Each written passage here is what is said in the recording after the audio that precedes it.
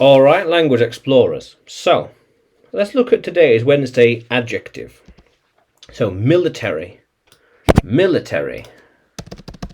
Military. Ah, perfect. Here we are, military. Very good. Very good. So, to be involved in the army. Yes, in the army.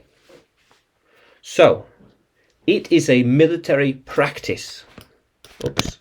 It is military tradition.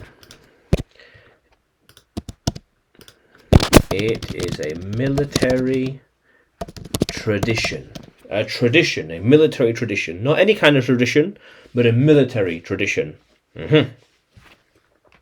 Yeah. Those were military organizations. So we think there is a military operation happening now. Military operation. Things happening. People doing stuff. Operation. Yeah. How cool is that? Yes, so they are taking part in a military exercise. Military exercise. That was a military parade. People walking down the street with music, banners, ceremonial, very ceremonial. A parade. Very good. We are driving to the military base now. Yeah. Do you know the way to the military base? The barracks? Or do you know the way? This way? That way? Yeah.